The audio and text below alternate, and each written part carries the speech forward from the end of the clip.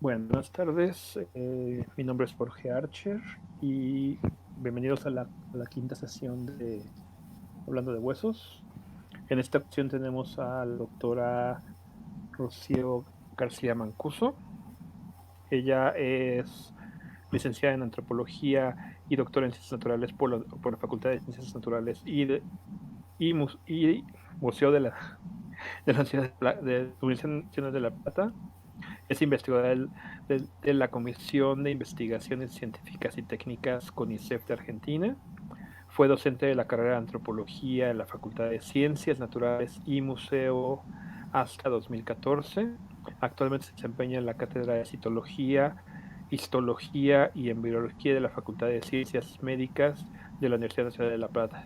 Se inició en la investigación durante su formación de grado con la doctora Susana Salceda en el Museo de La Plata y continuó trabajando en la Facultad de Ciencias Médicas, donde continuó su formación e investigación sobre los restos esqueléticos humanos y la constitución de la colección que va a comentar en la presentación.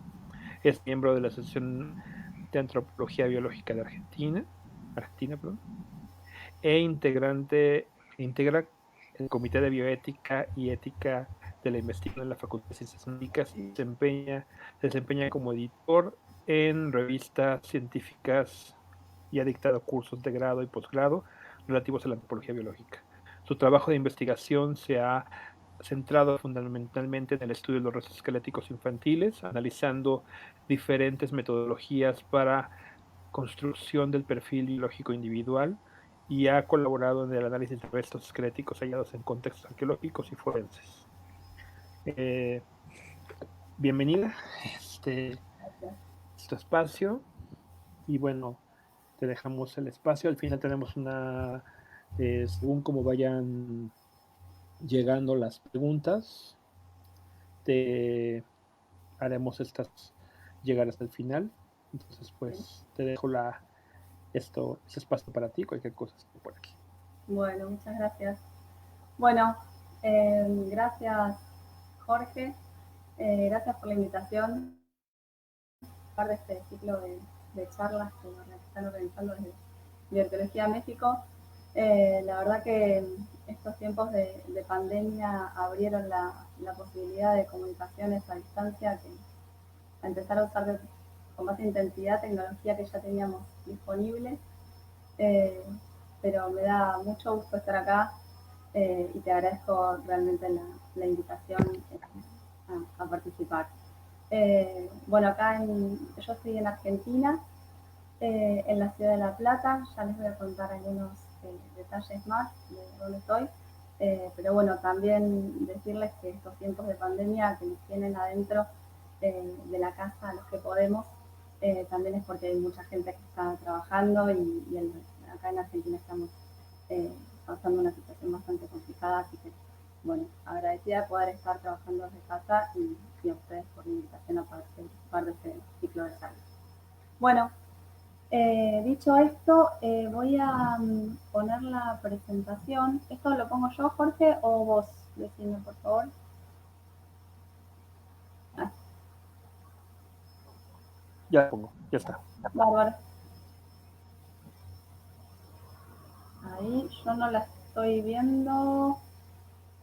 Ahí. Está en pantalla Decime, por completa. favor, que se ve porque no sé qué se está viendo. ¿Ves? Ya está ahí. Está en negro la pantalla, es la primera diapositiva, creo. Ah, ok. No, porque tengo yo una diapositiva acá. A ver, un segundo. Ahí. Ahí ya.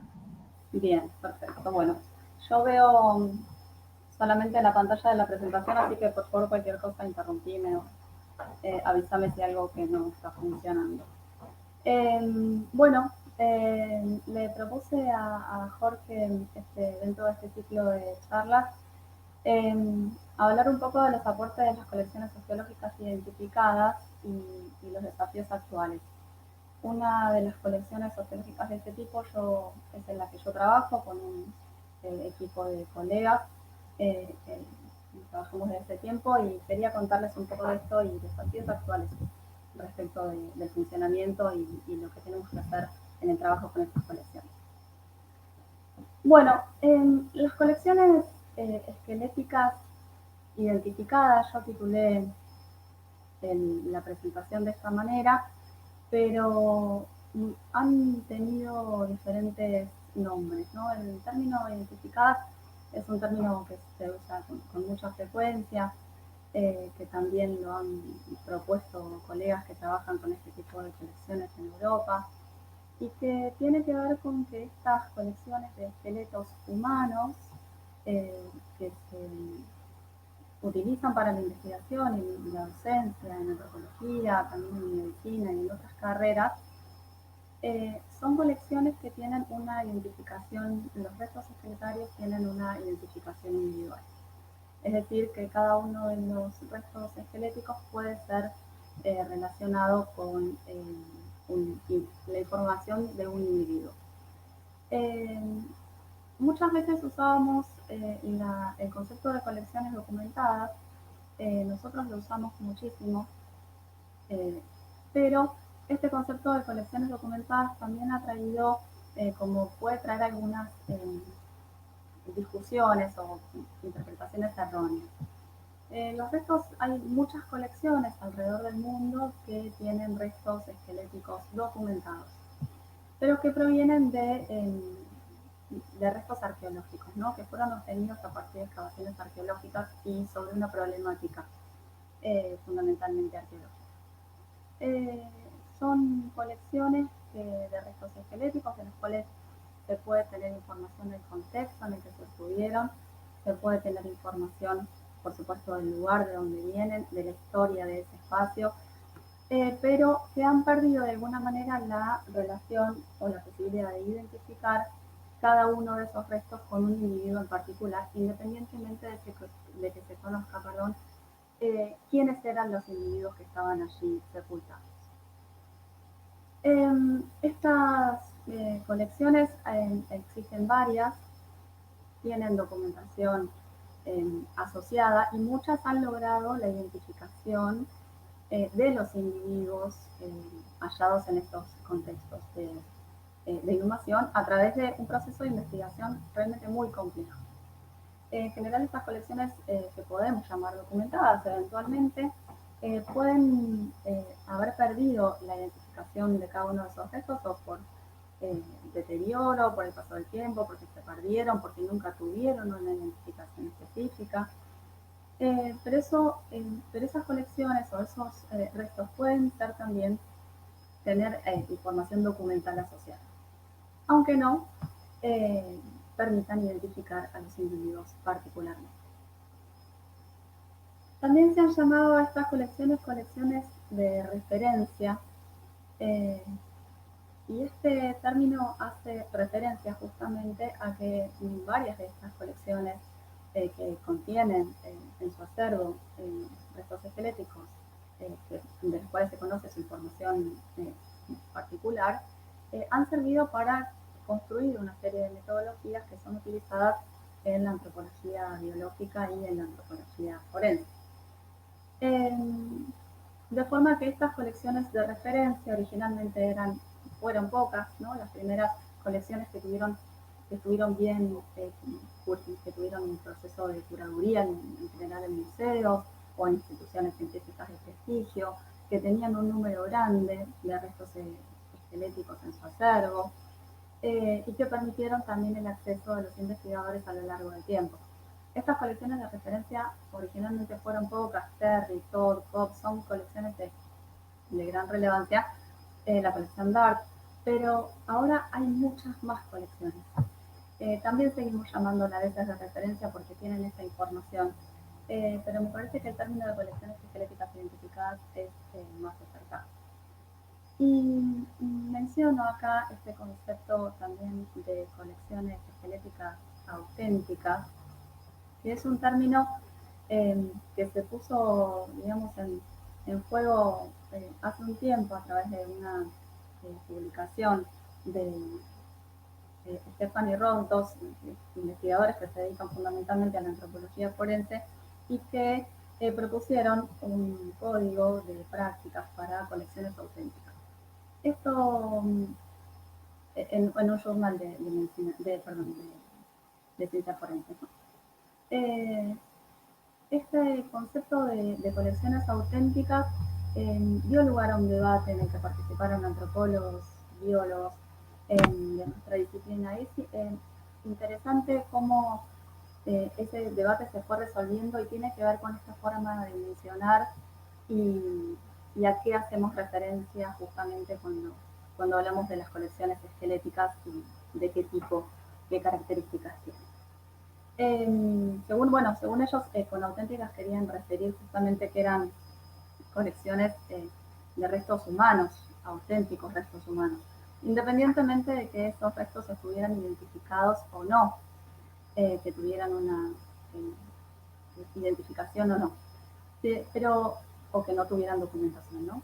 Pero la intención fue, en este caso, mencionar o poner de relevancia la autenticidad de los restos humanos y no perder eso del foco, aunque sean colecciones indocumentadas o que no tuvieran identificación, pero que siempre estamos hablando de que hay que tener una serie, digamos, de pautas en el trabajo con colecciones que sean de esqueletos humanos reales.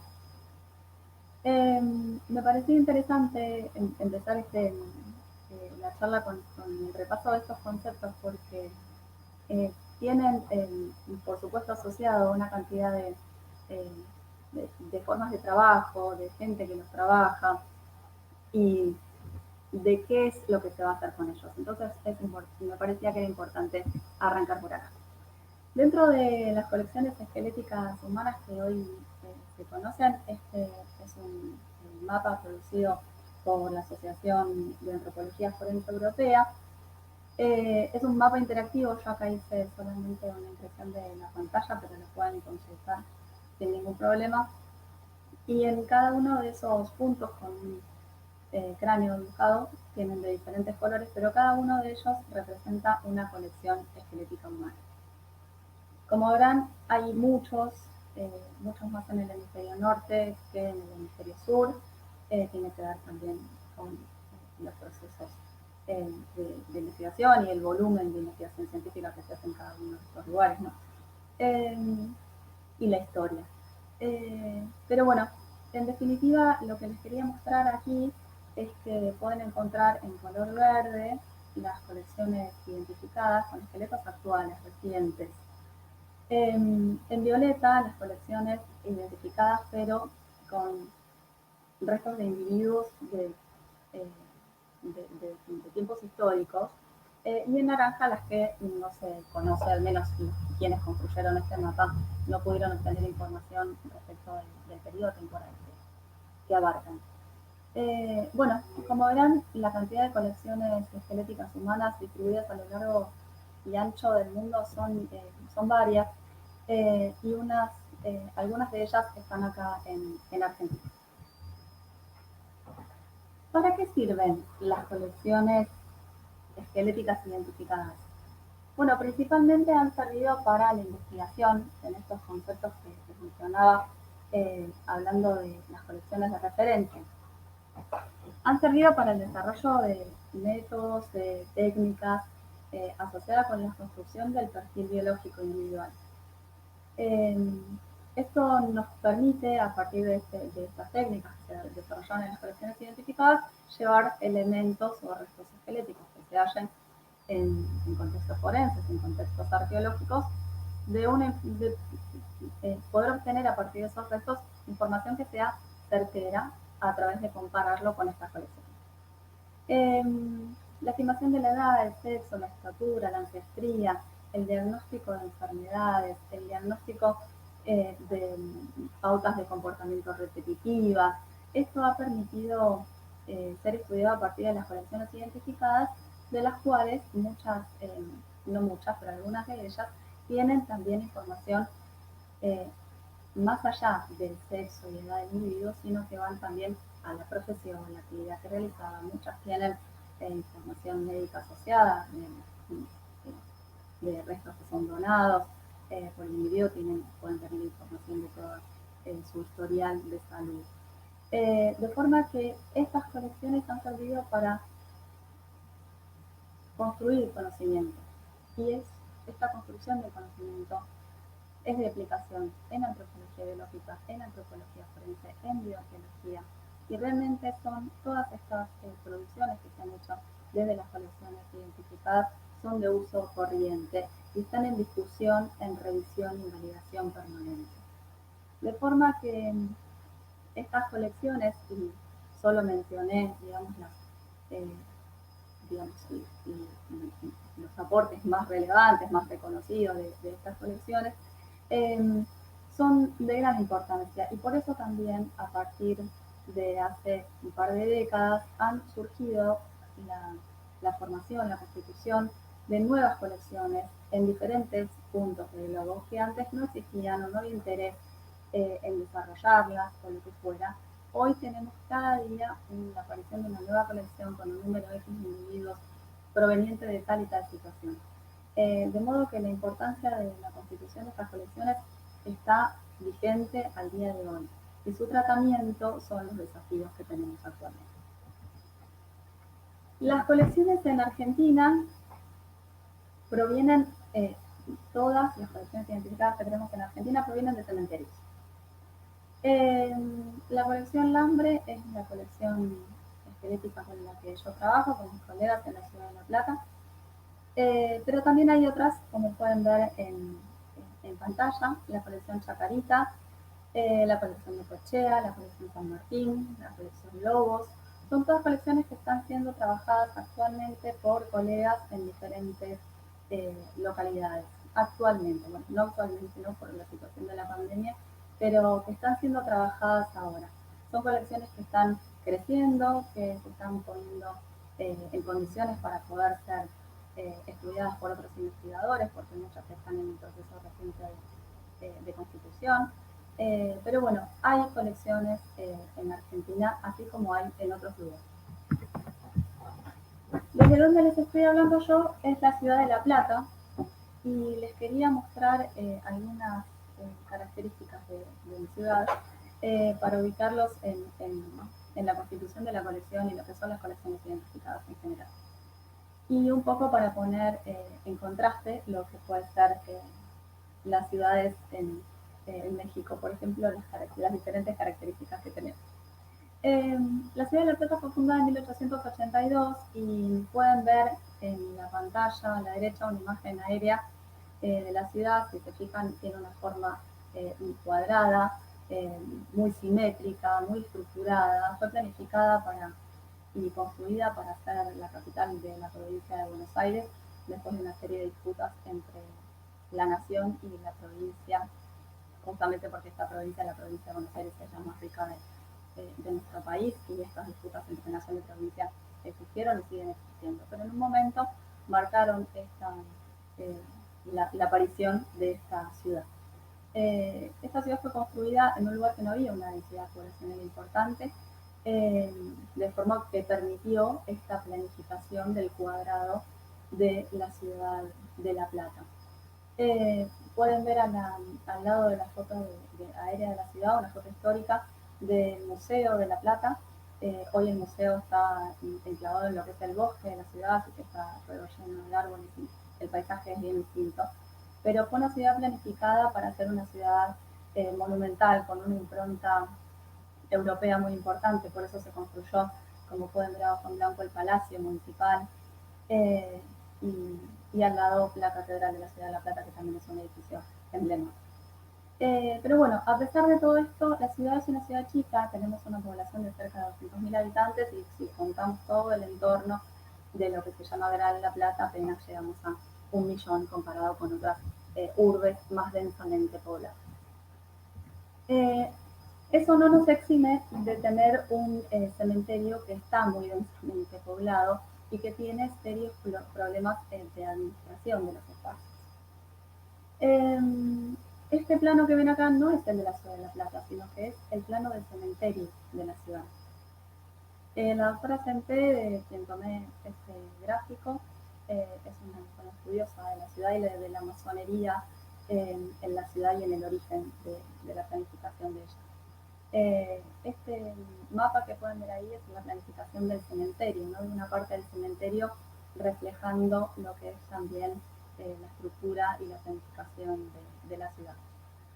El cementerio de La Plata hoy, bueno, es mucho más grande que esto, pero que este esquema que vemos acá, pero sin embargo tiene serios problemas y necesita reocupar permanentemente los espacios de inhumación. Esto no es un problema solo de acá, por supuesto, pasa en muchísimos lugares y por eso los cementerios se han constituido la principal fuente de obtención de restos humanos para la constitución de las colecciones esqueléticas que venimos hablando. Acá en la ciudad de La Plata, a su vez, es una ciudad universitaria. Tenemos la Universidad Nacional de La Plata que tiene diversas carreras de formación de grado, también de posgrado y demás. Y una de las carreras que se estudia acá es medicina. También tenemos la carrera de odontología. Y sobre todo estas carreras, aunque hay otras que también se interesan por el estudio del cuerpo humano o de los esqueletos humanos en particular, la existencia en la ciudad de La Plata de estas carreras generó durante mucho tiempo que los estudiantes se acercaran espontáneamente al cementerio de la ciudad para solicitar restos para estudiar anatomía, para estudiar odontología. Eh, este, esta demanda de los estudiantes es de larguísima data en el cementerio y lo mismo, no pasa solo acá, pasa en todas las ciudades universitarias e incluso como estas ciudades universitarias, como La Plata, por ejemplo, solamente, eh, recibe mucha gente, muchos alumnos de otras ciudades y eso ha hecho también que aparecieran, pero con más distribución, las solicitudes de esqueletos en cementerios de otros puntos. Sin embargo, al estar aquí, las facultades, la universidad y el interés por los alumnos, justamente por estudiar, y muchos de los profesionales por investigar, hizo que el cementerio tuviera una peregrinaje permanente de gente solicitando esqueletos. Esto en algunos momentos, bueno, el cementerio organizó una sesión de restos individualmente a cada una de las personas que lo solicitaba para fines de estudio, con el objetivo de que lo utilizara solo para eso y con el compromiso de devolverlos conforme terminara de necesitarlos y trasladarlos a los años. Es por eso que el cementerio intentó dejar de atender individualmente estas demandas y también de controlar de alguna manera el comercio que se habilitaba cuando no podían obtener restos de manera legal o los materiales de estudio que había en las facultades eran insuficientes. Eso también generó una presión y la aparición de un comercio ilegal, por supuesto, de restos humanos que termina dando vueltas alrededor de los lugares donde hay restos humanos, que es justamente el cementerio. Con el objetivo de resolver esta situación, la ciudad de La Plata decide, el cementerio en particular, pero con el apoyo del municipio, decide otorgar un conjunto de restos esqueléticos a la Facultad de Medicina y a la Facultad de Odontología con el fin de que sean utilizados para fines educativos. Eso funcionó, la Facultad de Medicina y la Facultad de Odontología se vieron beneficiadas, digamos, por la obtención de estos materiales de estudio de manera institucional, formalizada, junto con el cementerio del municipio y la universidad. Esto resultó realmente muy importante y en todos los lugares donde se construyen las colecciones esqueléticas de alguna manera existe esta, digamos, formalidad de que el municipio, a través de sus instituciones particulares, como es el cementerio en este caso, otorguen formalmente restos esqueletales. ¿Cuáles son los restos que se otorgan en estos casos? Bueno, la sepultura, esto es algo que me parece interesante marcar, porque no en todos los lugares es igual, pero en muchos países, justamente donde se construyen estas colecciones, el proceso es semejante. Las sepulturas en los cementerios de tradición cristiana, de los países en general, ¿no? Eh, son temporarias, no son permanentes. Las sepulturas tienen un tiempo eh, de inhumación, después pasan a una instancia de exhumación donde los restos se retiran de tierra, se reducen y en ese momento se comunican a los familiares para que decidan sobre qué van a hacer con esos restos. El paso a una siguiente instancia de sepultura, que puede seguir siendo en tierra o en otro tipo de espacios, dentro del cementerio también, tiene un costo económico. Eh, y el familiar tiene que no solo notificarse, sino hacerse cargo de afrontar este costo de mantenimiento de la sepultura individual. Si esto los familiares no toman esta decisión, no nos enteran por el motivo que fuere, lo que pasa es que el cementerio dispone de los restos para ser cremados en muchos lugares y en otros lugares los restos pasan a lo que se denomina osario común, eh, que es un espacio común donde se depositan los restos de los individuos fallecidos que salieron digamos que fueron exhumados en el cementerio y luego inhumados, perdón, y luego exhumados. Esta instancia en la que el cementerio se hace cargo de los restos y decide sobre ellos es el momento en el que las colecciones esqueléticas identificadas llegan a escena.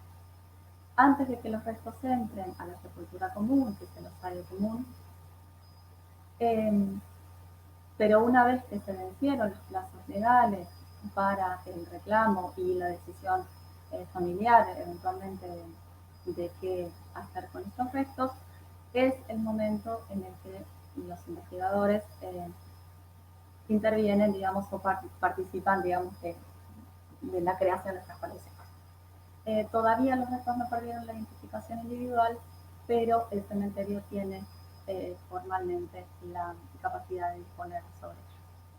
Esto pasó acá y son las características generales de la constitución de todas las colecciones esqueléticas identificadas en países con una tradición semejante. ¿Qué nos pasó a nosotros? Bueno, justamente como les decía, habiendo estado en conocimiento de este convenio, este acuerdo entre la Universidad Nacional de La Plata y el cementerio municipal, solicitamos la posibilidad de obtener restos con identificación asociada, eh, a lo cual el cementerio accedió y fueron cedidos una cantidad de restos del cementerio a la Facultad de Ciencias Médicas. Con esos restos constituimos la colección geológica Profesor Dr. Rómulo Lambré, como se llama formalmente. Esto lo tuvimos que hacer porque los restos que habían sido cedidos originalmente no tenían identificación individual y eran de uso en anatomía, de forma que ya era imposible integrar un esqueleto completo, sino que se utilizaban las partes para estudiar individualmente cada uno de los elementos. Por eso la colección geológica se diferencia de lo que es el material educativo que se utiliza también en la facultad. A partir de ese entonces hemos obtenido otras cantidades de restos hasta que hoy se constituyó la colección, que les voy a contar algunos detalles de sus características actuales, pero seguimos obteniendo restos de manera periódica. Esto nos permitió constituirnos como un equipo de investigación en la constitución también de esta colección y hace muchos años que estamos trabajando juntos con colegas en la Facultad de Ciencias Médicas, somos un equipo de antropólogos trabajando en la Facultad de Ciencias Médicas, constituimos esta colección osteológica y hoy estamos en vías de constituir o formalizar un espacio particular que sería un laboratorio de investigaciones científicas. El acondicionamiento del material de los restos que llegaron a la facultad, este es un recorrido sencillo, pero los restos llegaron junto con sedimentos, con envolturas, con una serie de cosas tal cual fueron exhumadas, ¿no? De modo que en el laboratorio se hizo la limpieza, el acondicionamiento de los materiales y también se hizo un relevamiento de la información documental asociada, ¿no? Cada uno de los restos tenía un número asociado que lo vuelve anónimo, pero eso nos permitió acceder a las actas individualmente y obtener la información. La información que podemos tener acá, diferente de otros lugares, es el sexo, la edad, la fecha de fallecimiento, y este acta que están viendo acá es un acta de 1920 que tenía bastante más información que las actas actuales. La causa de muerte todavía la podemos obtener, pero están muy repetidas la información, de forma que en algunos casos es útil, pero en muchos no. El médico tratante, la profesión, son cosas, la profesión ya no se registraba anteriormente, pero son datos que ya no se registran. Por eso les digo, la información que tenemos de las actas del cementerio de cada uno de los individuos de la colección, fundamentalmente son sexo, edad, fecha de nacimiento y si hubo algún traslado o movimiento del cuerpo dentro del cementerio o del cementerio también. Esto es la colección como está dispuesta hoy de la Facultad de Ciencias Médicas. Por un lado tenemos una foto donde se encuentran los restos de adultos. Hoy es una colección que está bastante ordenada, que conseguimos renovar en los materiales y los contenedores de cada uno de los restos, a cajas que son adecuadas. Tenemos un lugar propicio para el cuidado, digamos, de estos materiales también. Pero bueno, fue un proceso largo.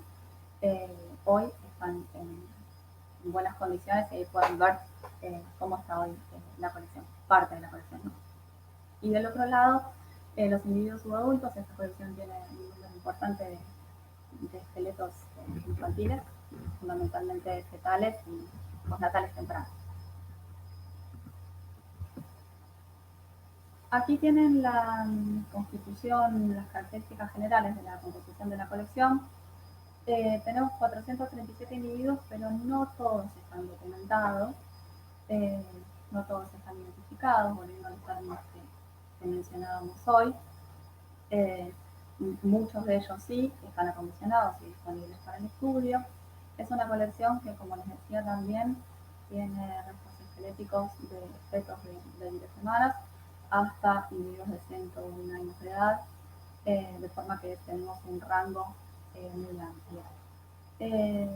El mayor porcentaje de individuos y las fechas de fallecimientos también ocupan un rango muy amplio entre 1900 y 2002. Las nacionalidades son diversas, como tienen ahí, con predominio de argentinos de manera muy importante. Los individuos que están sepultados en el cementerio de La Plata son argentinos a los que tuvimos acceso para la constitución de la colección. Bien, aquí tienen la distribución del perfil demográfico, ya un poco más claro cómo es la distribución. Les decía que tenemos una distribución de edades en un rango muy amplio, desde fetos hasta 100 años, pero fíjense que pueden ver seguramente en la curva, hay muchos individuos de muy corta edad, muchos individuos adultos mayores, por arriba de los 60 años, y muy poquitos, casi ninguno, en el rango entre 2 y 20 años. Hay algún individuo, ahí nos falta un punto, pero son muy poquitos, de forma que este perfil demográfico claramente responde a lo que es la mortalidad selectiva, la mortalidad natural, ¿no?, en una población. Sin embargo, está muy exacerbado la proporción de individuos fetales y perinatales, y esto tuvo que ver con el momento de constitución de la colección y que se estaba por construir un osario y había muchos individuos todavía sin poder pasar a esta sepultura común que les contaba anteriormente, eh, por una cuestión administrativa, pero no responde en este caso a la mortalidad, ¿sí? No, esto me parece que es importante dejarlo claro. Seguramente muchos de las personas que están escuchando esta conversación entienden que esto corresponde al perfil de mortalidad, y esto no es la mortalidad infantil de La Plata, ¿no? Responde a una situación particular del momento de la obtención de la conexión, pero no a la mortalidad infantil de la ciudad.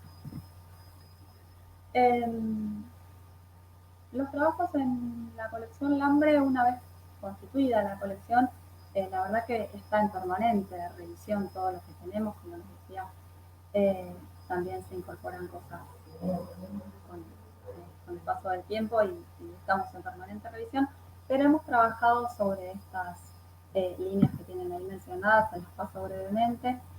Estimación de la edad en adultos y subadultos. Yo trabajo particularmente en subadultos. Y ahora hay una tesis un proyecto de beca en evaluación para trabajar con tesis de adultos. Analizamos varias metodologías para la determinación del sexo, también en adultos y en subadultos.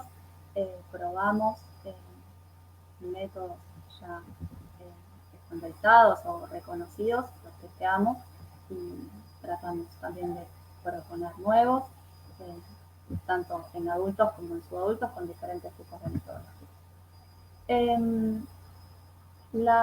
El abordaje de la dentición fue un capítulo aparte, y esto dio lugar al trabajo de investigación de dos becarios, de Gonzalo y Selene, porque los dientes fue necesario trabajarlos de manera particular. Otra de las líneas de investigación que particularmente se dedicó Bárbara son la aplicación histomorfológica, el corte histológico para la determinación de la edad, y actualmente la discriminación entre lo que son los osos humanos de no humanos, en colaboración con Eugenio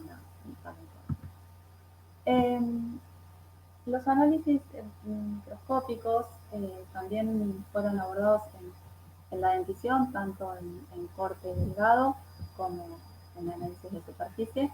Esto es uno de los trabajos que se está llevando adelante, y también los análisis de osteopatológicos. En un primer momento, los análisis osteopatológicos que desarrolló Marcos Pichuk tenían que ver con conocer, ¿no?, un poco la población y realizar una aproximación epidemiológica, conocer cuáles eran las patologías presentes en la colección y su distribución temporal, su distribución etaria y demás.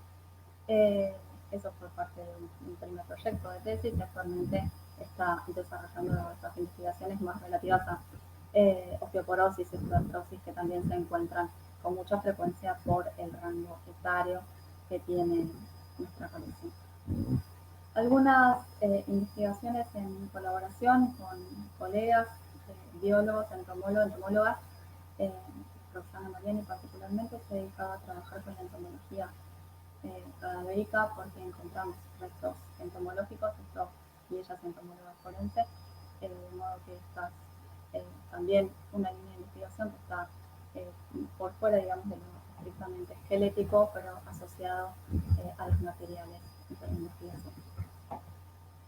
En definitiva, todo esto nos ha permitido evaluar diferentes métodos de caracterización biológica individual, analizar procesos taxonómicos también en la región, y hay una tesis ahora actualmente en desarrollo sobre el tema. Y esto nos ha permitido, esta formación, nos ha permitido también colaborar en casos forenses y arqueológicos. Aquí solamente dos ejemplos. Un primer caso en el sitio Carza de los años ansiolíticos en un individuo hallado en Santa Cruz y otro segundo caso de un individuo infantil estaba por leucemia de Feo en Salta del sitio Tres Cruces. Son casos bioarqueológicos que tienen otras interpretaciones, otro contexto, otra información. Como decía Jorge Archer en una de las charlas anteriores, ¿no? El interés del bioarqueólogo está en todo el contexto que rodea al esqueleto que se investiga, que está mucho más allá de las colecciones identificadas, pero al mismo tiempo ese tipo de estudios permite obtener un montón de información, un montón de justamente producir conocimiento, como lo decía anteriormente, que después permite también el abordaje bioarqueológico junto con los arqueólogos expertos cada uno en su área, ¿no? Y algunos casos forenses en los que hemos participado tienen que ver también justamente con el análisis de los restos. Bueno, han existido reclamos de la participación de antropólogos biólogos en reclamos de tierras de comunidades nativas. Un equipo de colegas participaron en este reclamo hecho por la comunidad Huichí de Formosa. Otro caso de restos esqueletarios humanos, que fue un primer caso planteado como caso forense, ¿no? Una solicitud de investigación porque habían aparecido restos esqueletarios en la construcción de un edificio, de una escuela. Bueno, esos restos esqueletarios no eran actuales, eran arqueológicos y eso dio lugar al cubrir, ¿no? De alguna manera el sitio con restos humanos más antiguo de la zona. Y también otro tipo de casos más recientes, de forenses de aplicación más recientes, como un caso de sustitución de identidad chiquito de acá en la ciudad de eso solamente para ilustrar algunas de las situaciones en las que se participa, digamos, como antropólogo biólogo, como antropólogo físico, como geólogo, según cómo uno se define cuál sea su formación en su trayectoria, ¿no? Pero volviendo a las colecciones esqueléticas identificadas, actualmente existen algunos desafíos respecto de estas cuestiones de construcción de las colecciones y de constitución de las colecciones que les venía contando. Por un lado, la actualización. Muchas de estas colecciones tienen una enorme trayectoria y justamente por eso han transitado la necesidad, digamos, de construir documentos relativos a las buenas prácticas respecto del trabajo en las colecciones. Pero no hay documentos únicos. Cada colección ha construido sus documentos o sus reglas de funcionamiento. Pero no existe una forma generalizada, digamos, de tratar a las colecciones identificadas. Y hay actualizaciones que deben hacerse, además de los documentos que deben escribirse y darse a conocer en caso de que ingresen investigadores a trabajar en la colección, que tienen que ver con dejar explícitamente si están autorizados en museos exclusivos, de qué tipo y por qué motivos, la toma de imágenes digitalizadas, si se permite, si no, y quién es el propietario luego de esas imágenes. Eso es un tema bastante relevante y difícil de resolver porque las imágenes y la difusión de esta información es muy sencilla, ¿no? Los traslados de los restos, si están permitidos o no, eso también es algo que es importante. Si bien todas estas cuestiones que estoy mencionando tienen que ver con una previa evaluación de la investigación que se va a hacer sobre los restos, de cualquier manera es interesante tener en cuenta cuáles pueden ser las cuestiones a considerar. Los traslados de los restos también son un problema, han sido un problema para nosotros, el trasladarlos no solo desde el cementerio, sino muchas veces que se han necesitado hacer estos traslados para hacer investigaciones específicas o algún tipo de estudio que requiere que el resto sea llevado a un lugar, como una tomografía, por ejemplo. Pero los traslados de los restos también han tenido, hace poco, un debate muy importante. Hugo Cardoso, de una universidad, un antropólogo biólogo muy reconocido, una universidad canadiense, solicitó restos esqueléticos a Portugal para construir una colección en Canadá.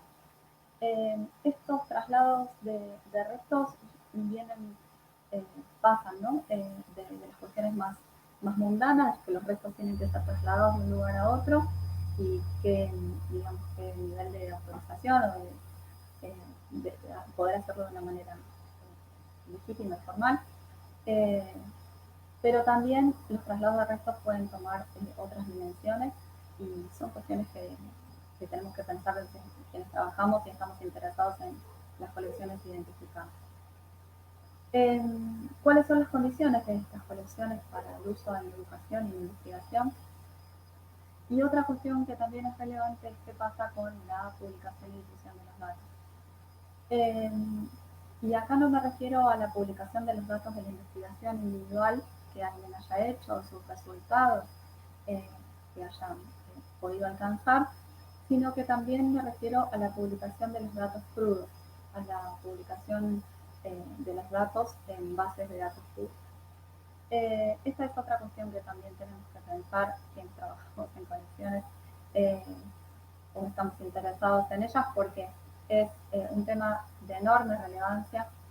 Cada una de las colecciones, como veíamos en Argentina, pero es lo mismo pasa en el mundo, tienen un número, por más grandes que sean, tienen un número acotado de restos y la publicación en bases de datos públicas, los datos puede contribuir a ampliar enormemente la cantidad de información disponible. Pero bueno, eso es algo a considerar. Respecto, otro de los desafíos que tenemos que afrontar ahora ya las colecciones es esta cuestión que les contaba de que los restos, las colecciones esqueléticas se construyen a partir de restos provenientes de cementerios de individuos que se consideran no reclamados. Y en este contexto, el cementerio se atribuye la decisión de qué hacer con los restos y en ese contexto se trasladan a las colecciones de investigación o educativas. En muchas colecciones, la colección DART, una colección histórica enorme, están haciendo, entre otras, ¿no? Están haciendo una transición hacia la obtención de restos únicamente de restos de individuos que hayan consentido la utilización de sus restos justamente mortales para educación, para investigación científica. Este es un desafío actual y que creo que tenemos que abordar, al menos pensar en la actualidad, porque les conté hace unos minutos cómo es el proceso en el cual estos restos que se consideran no reclamados pueden pasar a formar parte de colecciones científicas, pero Francisca Alves Cardoso, también otra investigadora en estos temas y muy conocedora de colecciones, llama la atención sobre que esta cuestión de que los restos no sean reclamados puede tener que ver con el desconocimiento. Este proceso formal por el que transitan los restos en un cementerio está reglamentado desde hace muchísimo tiempo y en muchos lugares del mundo funciona igual. Sin embargo, esto no quita que hay mucha gente que no conoce cómo es este procedimiento. Y el momento de reclamar los restos mortales de un familiar o de quien sea, un ser que tengo autoridad no para reclamarlo, por supuesto, mucha gente no lo conoce. Y también la forma de comunicar, digamos, a las partes interesadas, cómo es que es momento de que tomen decisión sobre estos restos mortales, porque si no lo va a hacer el cementerio, son comunicaciones que muchas veces caen en una vía vacía, porque la forma de contacto que dejaron los familiares se perdió, cambiaron de teléfono, cambiaron de dirección, el correo electrónico que dejaron y no lo utilizan más, lo que fuera. La vía de comunicación cae por algún motivo porque los plazos son largos. Si bien cada cementerio tiene estipulado un tiempo, digamos, de inhumación en estas sepulturas transitorias que mencionábamos, este tiempo es variable. No es exacto, sino que depende también del requerimiento del cementerio del uso de la reutilización de las tierras. Entonces, eh, este tiempo que es variable puede ser más corto o más largo según la situación, y esto hace, conforme más largo es el tiempo, que la pérdida de contacto con los allegados sea más frecuente.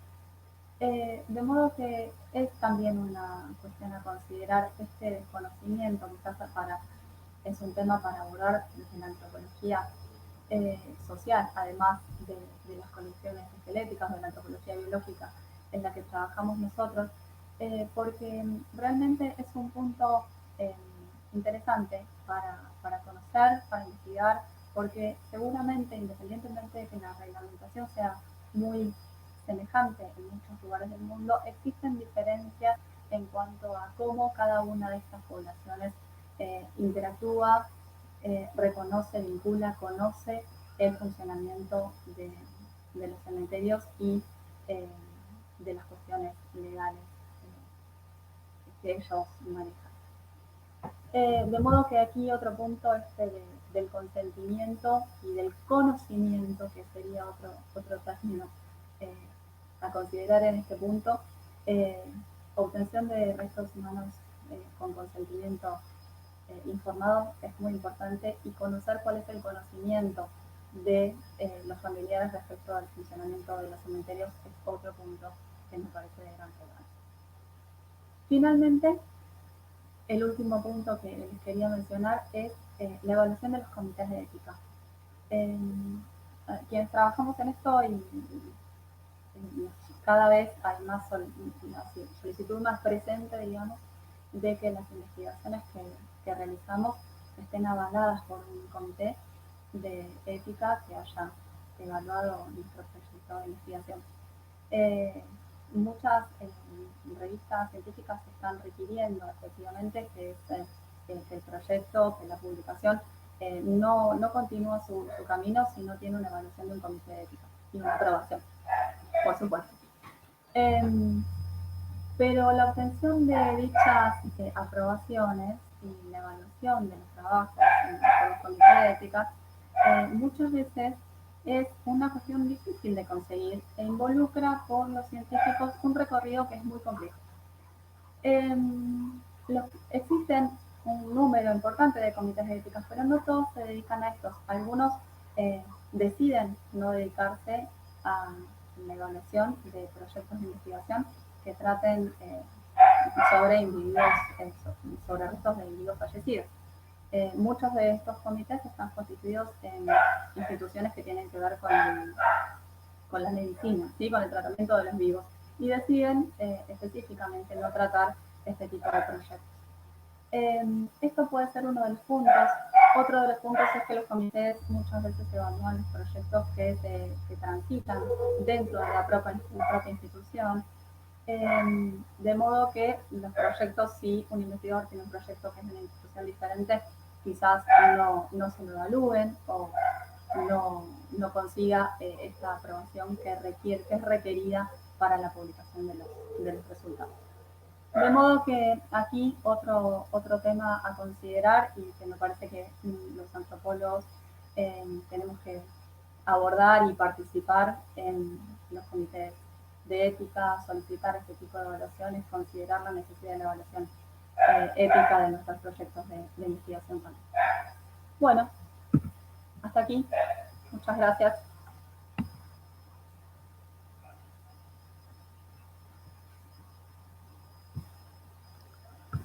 Bueno, muchas gracias, Rocío. Bueno. Muy interesante. Igual en México, a partir de los finales de los 90, más o menos, también se empezaron a hacer colecciones, sobre todo de cementerios actuales. Algunas se hicieron en la Escuela de Antropología, después se trasladaron a la Dirección de Antropología Física, pero bueno, se han trabajado en varios puntos y bueno, afortunadamente sí hay igual un registro sobre lo que son los cementerios, de los que nos han dedicado, y sobre todo profesores e investigadores se han dedicado a crear toda esta, de que murieron, el acta de función, acta de nacimiento. Entonces, se ha hecho un esfuerzo de como un tipo de osteobiografía, ¿no? De varios de los individuos, no se Claro, puede. Entonces sí, afortunadamente sí se ha podido. Bueno, vamos con las preguntas. Bueno, hay una pregunta por aquí de Mar SH. Dice, buenas tardes, gracias por la exposición. ¿Podrías hablar de la prevención de que el movimiento de los cuerpos de los cementerios para la constitución de las colecciones no altere e involucre cuerpos de personas en condición de no identificadas? bien. Bueno, Marl, gracias por tu pregunta. Em, no sé si lo podemos prevenir. Lo que podemos es, quienes trabajamos en colecciones, decidir eh, al respecto. Eh, es una decisión importante porque sabemos que si tomamos la decisión de no recibir cuerpos eh, que, de estos que mencionaba como no reclamados, la colección se queda estática, al menos que hagamos otro tipo de intervención y vayamos hacia la obtención de estos consentimientos, que requiere otro tipo de trabajo. De forma que lo que podemos hacer eh, para prevenir esto de alguna manera es tomar, las colecciones, tomar estas decisiones. Muchas colecciones lo están haciendo, pero implica un trabajo enorme. Y bueno, por otro lado es muy interesante que da lugar al trabajo de otros investigadores con otras líneas. De modo que sí. Por otro lado, hay otra cuestión que tiene que ver, quizás, Marl, estoy un poco desviando tu pregunta, pero otra cuestión que sería importante es que todo esto, si todas estas cuestiones quedan más claras, tanto el consentimiento como la obtención de los restos y la imposibilidad de manipulación y de traslados de restos no reclamados, también se limitaría mucho el comercio que se genera alrededor de eso. Este es el problema del comercio con restos humanos en lugares donde hay universidades, sobre todo en la carrera de medicina, odontología, como les mencionaba, realmente es importante. Y sería interesante que desde varios ámbitos, tanto desde lo legislativo como desde eh, la administración del cementerio, como quienes trabajamos con restos humanos, estemos atentos a estos movimientos, digamos, de restos de manera eh, muy informal, muy informal. Así que sí, sería importante trabajar en eso. Bueno, Carlos Gustavo Yuster, un saludo. Muchas gracias. A ver si hay alguna pregunta más. Bueno, entonces vamos a poner saludos. Bueno, Agustín Ortiz Burtron, él es arqueólogo. Ah, muy bien. A Y Ecuador, bueno, Ecuador, Colombia tiene una cantidad de colecciones, también otros temas en discusión. Tyler O'Brien, sí, me él ha gustó. trabajado Sí, en Argentina sí, también. trabajo en Argentina mucho, sí, claro. Un gusto saludarte. Desde Bueno, la Colombia, suerte. también las colecciones colombianas. Bueno, la antropología forense en Colombia, ¿no? Es fuertísimo. Aquí una Belén pregunta Sandoval. es que bueno, me Bien, interesa. Belén, una colega de acá, Argentina. Ah, ya. Sí, sí, sí. Eh, a ver, ¿hay alguna posibilidad de saber a partir de la documentación el nivel socioeconómico de los individuos que integran la colección y cómo puede efectuar esto bien? Eh, no tenemos una información documental, ahora sí, vale el concepto, certera del nivel socioeconómico. Eh, a ver, clarifico. Los restos que pasan, que pueden ser incorporados en nuestra colección, como les venía contando, son restos de los individuos que fueron a la sepultura, ¿sí? No son restos que están en bóvedas a perpetuidad, que son bóvedas, ese mapa que se mostraba del cementerio al principio, que emulaba digamos, la construcción de la Ciudad de La Plata, el diseño de la Ciudad de La Plata, es la parte de las bóvedas. Esas bóvedas son bóvedas a perpetuidad de familias que tienen un poder adquisitivo que les permitió construirse un edificio familiar dentro del cementerio para que fueran depositados allí los restos de su familiar. Esos restos no son los que tenemos nosotros. Eso ya nos da cierta pauta de cuál sería el nivel socioeconómico de los restos esqueléticos que tenemos en la colección.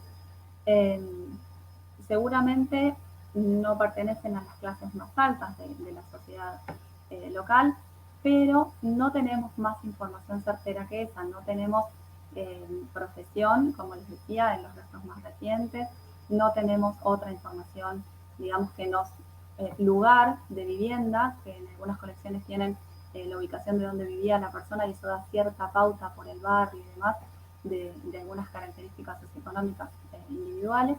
Eso no lo tenemos tampoco. De modo que lo que podemos hacer es una, digamos, reconstrucción eh, a partir de lo que conocemos del funcionamiento y de la circulación de la gente dentro de la Ciudad de La Plata y quiénes son los que son inhumados en el cementerio. Pero no tenemos más información certera o documentada que eso, ¿no? ¿Y cómo puede afectar eso la preservación de los restos? Tampoco lo sabemos. Como les decía antes, hay actualmente un trabajo de preservación en desarrollo con materiales de la colección, con los restos de la colección, pero asociar los dos conceptos, al menos por ahora, yo no me animaría. Bueno, Cabrillo Sánchez, felicidades por tu trabajo. Han considerado los huesillos del oído para estudios de dimorfismo sexual y también como fuente de información genética. Bien, interesante, Osvaldo. Hemos trabajado con los... No, para dimorfismo sexual no los trabajamos. Tenemos una gran cantidad de huesecillos del oído en, en la colección de restos esqueléticos infantiles, porque por una cuestión de desarrollo los huesecillos están muy expuestos y se salen del oído, digamos, del temporal. Tenemos un gran número de estos restos conservados en la colección. No los hemos analizado para dimorfismo sexual, así que, bueno, los podemos hacer prontamente. Y bueno, son fuentes de información genética. Esto es muy interesante. Podríamos eventualmente analizar información genética de esta colección también. Pero ¿cuál sería la pregunta a responder? Porque es una colección grande. ¿Qué número vas a analizar? ¿Qué pregunta tenés atrás para que justifique, digamos, un análisis genético sobre los restos esqueléticos de una colección identificada?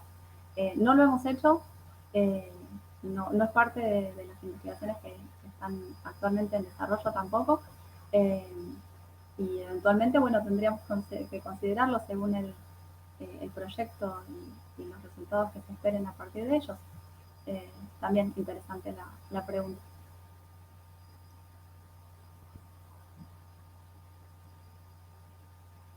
Ay, perdón, es que era primero esta, saludo de Brasil.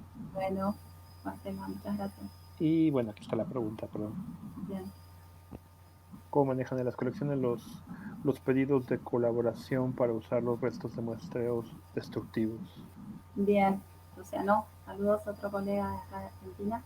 En la colección lo que estamos haciendo actualmente para el manejo de las solicitudes de colaboración para muestreos destructivos es presentar estos estudios al comité de bioética de la facultad. Es un problema porque, como les comentaba anteriormente, y los comités de bioética evalúan los proyectos que evalúan difieren según cada comité, ¿no es cierto? Pero en particular, en nuestra colección, lo que ocurre es que el comité de bioética de nuestra facultad evalúa los proyectos que son de la facultad. De modo que tenemos que hacer un paso, una primera instancia de solicitud de uso de los materiales. Como pasa en la mayoría de las colecciones esqueléticas, cada vez que los que tuvimos la oportunidad de conocer otras colecciones, el acceso es subsiguiente a la presentación de un proyecto de investigación, ¿no? Primero, la presentación de un proyecto, claramente cuáles son los materiales que se van a usar, el volumen la cantidad de materiales que se van a usar, la cantidad de restos y la cantidad en volumen que debe ser destruida, ¿no es cierto? Eso también es un concepto importante porque no tenemos por qué conocer qué técnica se va a usar, ni cómo va a ser la destrucción del material, ni cuánto de los restos esqueléticos pueden eventualmente ser destruidos. Así que esa es la primera parte, la presentación de un proyecto y que describa claramente qué es lo que se va a utilizar y qué parte de la muestra se va a destruir. A partir de eso se evalúa primero dentro de quienes trabajamos en la colección y en una segunda instancia, involucrando los restos de la colección, podemos pasarlo a la evaluación por el comité. Bueno, Alondra Trejo, gracias por la presentación. ¿Qué acciones están tomando acerca de la población en general en un proyecto tan grande como este? Bueno, lo mismo. Bueno, un gusto. A ver, el proyecto en el que estamos trabajando nosotros tiene 10 años de trayectoria o más. Es un proyecto grande y somos muchos los investigadores que hemos estado involucrados directa o indirectamente con el mismo. No estamos tomando acciones respecto de la población general y esta es una de las consideraciones que ponía en los desafíos actuales, que es un desafío que nos interpela, me interpela personalmente y que nos interpela como trabajadores también, ¿no? En una colección esquelética. Me parece que el punto que tenemos que abordar es este que les mencionaba, este de la comunicación a la población general de estas condiciones e ir tendiendo al menos a la obtención de restos que sean cedidos eh, con un consentimiento informado de los individuos que lo deseen, digamos. Pero esto va a requerir, y por eso es un desafío, eso sí va a requerir un trabajo grande. Mayoritariamente hasta ahora el trabajo y muchos, bueno, como contaba recién Jorge también, ¿no? Muchos de quienes trabajamos en colecciones tenemos el trabajo de laboratorio es enorme. Esas fotos que nos mostraban de cómo está hoy la colección, llevó muchísimo tiempo llegar a esto y no solo es muy costoso en términos de tiempo, y es muy costoso en términos económicos y la infraestructura que se necesita, hace falta un apoyo institucional para conseguirla, porque si no es imposible, no es un proyecto que se puede llevar adelante a pulmón, sino que hace falta realmente mucho apoyo y mucho tiempo y mucha gente trabajando. Y aún diciendo esto, yo creo que las acciones hacia la población general, según tu pregunta, y esta tendencia hacia la comunicación y la obtención de consentimientos eventualmente en un futuro, es una tarea titánica. No tengo claro cómo se puede hacer. Seguramente, bueno, justamente por eso abordarla es un desafío, ¿no? Pero ya te digo, hemos hecho un enorme trabajo y el que viene es mucho mayor, estoy segura. Y hace falta abordarlo desde varias disciplinas, desde lo institucional y desde lo académico, varias disciplinas tenemos que trabajar ahí, porque si no es imposible. Así que te debo la respuesta, espero tenerla pronto.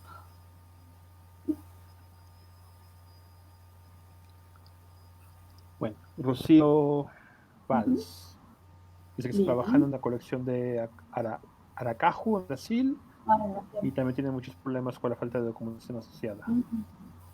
Sí, sí, eso es un problema grande.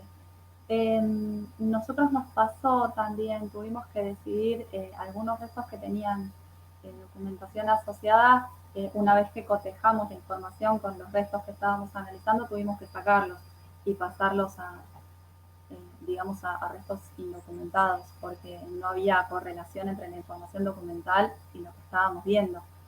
De modo que sí, eso, Marcela, sí, pasa. No, no te, en principio no es un problema de tu colección o de tu trabajo, es un problema general de este tipo de colecciones. Hay que considerar eso como parte del proceso de constitución de la colección. Eh, no hay otra manera. Y toda la información documental hay que revisarla permanentemente también, y bueno, hay mucha que no está y mucha que se pierde por diferentes motivos. Sí. Bueno, un saludo de Belén Sandoval. Y A dice vos, que muchas gracias. Y la última pregunta que tenemos por aquí sería de Digna Vivo. Dice: hola Rocío, hay un registro taxonómico diferenciado, considerando que el conjunto de la muestra tiene la misma procedencia. Saludos desde Perú. bien, Digna, mucho gusto. Interesantísima tu pregunta y sí, nos preguntábamos lo mismo, así que hay una tesis en danza con eso. Linda, una colega, está trabajando con nosotros sobre ese tema. Espero poder tener una respuesta pronto, la va a dar ella, ¿no? En su momento. El cementerio no es el único que le pasa tampoco, nuestros colegas de Buenos Aires ya hicieron alguna investigación al respecto. Tienen en su distribución diferentes características, hay lugares que se anegan, hay lugares que no, hay lugares que han crecido vegetación de manera un poco descontrolada, otros que no. Eh, y también tenemos diferentes sectores donde hay sepultados individuos infantiles, individuos adultos. Eso está en proceso de trabajo. Sí, analizamos, que sobre eso te puedo responder, la preservación diferencial entre adultos y subadultos, que son los infantiles que les contaba recién en la curva en la curva, y hay diferencias, obviamente, los restos más pequeños, menos densos, con menos cantidad de tejido óseo compacto y demás, se destruyen más rápido. Eh, y lo que vimos sobre todo es que cuando hay un deterioro, se pierde directamente el material. Si no, encontramos muchos fragmentados y demás que están comparativamente son parecidas en nivel de preservación a los adultos. Pero cuando el resto se empieza a deteriorar o se pierde la superficie cortical, se pierde completamente ya, queda indistinguible de otros restos de sedimento. Entonces se pierden completamente. Pero después, fuera de eso, la conservación, si bien ya les digo, es diferente por estas características que son esperables, encontramos que hay una gran preservación, sobre todo en elementos de la dentición, estaban muy parejos. La preservación de restos dentales de individuos adultos y subadultos. Eso seguramente tiene que ver también con la forma en la que se trasladaron los restos de un lugar a otro, y que los restos infantiles se preservaron muy bien en estos traslados, y quizás no pasó lo mismo con los adultos. Así que ahí puedo darte una parte de la respuesta. La otra la dará Linda, nuestra colega, dentro de un tiempo. Sí, depende mucho del tipo de clima, todas las cuestiones de elementos bióticos, Sí, todo. sí, Entonces, tal cual. sí, Acá es estamos en la interesante. pampa. Y Acá sí, en estamos en Perú, la por pampa ejemplo, húmeda. Es húmedo, el deterioro de los materiales es importante, no es cierto, que por ahí podemos tener otra conservación. Así que por eso fue una beta interesante para investigar. sí sería interesante ver en Perú, que es un poco, bueno, no sé, no sabemos de qué Claro, área sea, pero que sea un claro, poco más tal vez seco, bueno, claro. más saludos. Y bueno, pues si ya no hay Con más amigos preguntas, trabajamos con Bárbara, trabajamos en la colección. si no hay más preguntas, pues quiero agradecerte mucho por esta colaboración con nosotros en la página. Muy interesante. Habría que ver si te puedo igual enviar algunos de los trabajos que se han hecho aquí en México sobre Por favor. cementerios tanto históricos como modernos. que se han hecho en muchos casos en Ciudad de México principalmente, pero también por aquí en el área de Hidalgo. Y Bien, pues muchísimas gracias, ha sido un placer tenerte como invitada desde La Plata.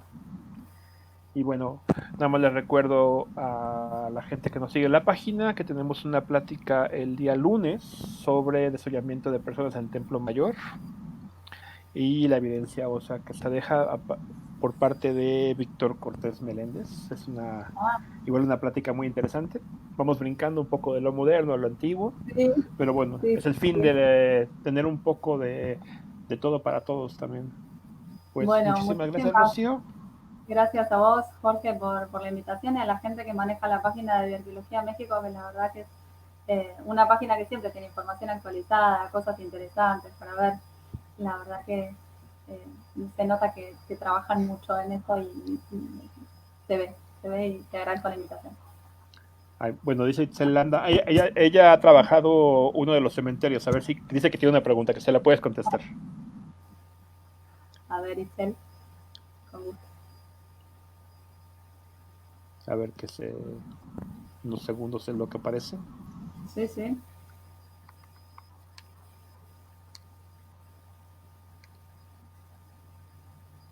Como tiene un... Solamente sale esta. Gracias, Carlos.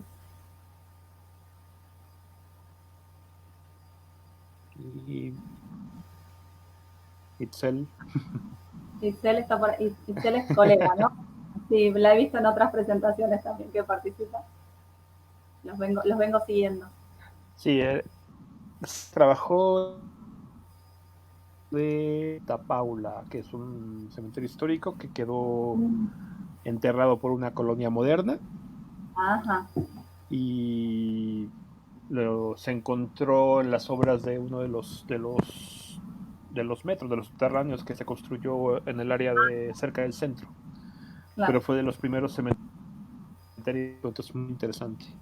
claro. Bueno, por eso los ponía en situación de mi ciudad, ¿no es cierto? Una ciudad implantada desde cero. La historia es bastante diferente de cómo construimos este espacio, ¿no? Eh, de urbanización. Y esta ciudad es muy particular en ese sentido. Bueno, dice que se han hecho búsquedas forenses Hemos hecho, en el cementerio. sí, no nosotros, ¿no? Pero el cementerio, bueno, saben, nos pasó en toda Latinoamérica. Tuvimos una dictadura muy, muy terrible durante algunos años y parte de, bueno, el equipo argentino de antropología forense es uno de los equipos que trabajan en este tema más reconocidos a nivel mundial a raíz de la búsqueda de los restos desaparecidos. Y encontraron entre muchas de sus investigaciones, porque ellos por supuesto que no trabajan solo con los restos esqueléticos, sino que hacen investigaciones de documentos, investigaciones judiciales, investigaciones bueno, históricas de todo tipo y vinculan una cantidad y un volumen de información increíble. Eh, y entre las cosas que vieron, por supuesto que era importante revisar, era que muchos cementerios tenían sepultados individuos como NN. Y el interés fue corroborar si esos individuos enterrados como NN efectivamente lo eran, eh, o eran, de alguna manera se estaba ocultando eh, los asesinatos que ocurrieron durante el periodo. De modo que, bueno, sí hubo, no participé yo, pero sí hubo este tipo de investigaciones en el cementerio de La Plata y en muchos otros, ¿no? No solo acá, pero en muchos. Sí, decía que Bien, sí. sí, sí, eh, bien, sí, hay muchísima documentación, muchísima, muchísima. Ya te digo, no es el área en la que nosotros trabajamos específicamente, porque justamente los restos con los que nosotros trabajamos están identificados. Se conoce quién fue por motivos formales, legales, como les mencionaba, eh, pasaron a formar parte de la colección. En el caso de los restos de personas desaparecidas, tienen otro tipo de tratamiento, de búsqueda también, porque son parte de una investigación judicial, la búsqueda de esos restos. muchos se han encontrado y otros tantos todavía no. Así que sí, sí, sí, sí, sí. Se conoce mucho, no yo, te repito, ¿no? Yo no he trabajado en ese área, pero hay mucha información disponible. Se está trabajando actualmente en varios lugares en nuestro país que se han encontrado restos de desaparecidos que estaban ocultos en diferentes tipos de estructuras, ilegales, el Pozo de Vargas, bueno, muchísimos que están siendo trabajadas hoy mismo. Sí, sí, hay mucha información, sin embargo, a pesar de todo lo que se ha hecho y lo que se sigue haciendo, porque este es un tema que está vigente y hay mucha gente trabajando en el tema, hay muchos restos que todavía no se encontraron, no se sabe dónde están y la búsqueda persiste. Gracias a vos. Bueno, como muchas gracias. Es que el tema de los parecidos también, y tanto que inició hace unos años con la lucha contra el narco. De hecho, por eso nos Claro. integró uno de los colegas que se llama Joel Olvera, que se dedica también mucho a lo Bueno, forense, porque viene de un bien. trabajo de campo de identificación. Entonces, Ah, ahí nos está escuchando en la carretera. Entonces, pues bueno, de nuevo, gracias Itzel por las preguntas y gracias a ti, Rocío, por responderlas. Y bueno, gracias por todo. Y bueno, estamos en contacto. Gracias a toda la audiencia. Bueno, pues bueno. terminamos Muchas gracias. transmisión y bueno, nos vemos el día lunes. Gracias. Adiós.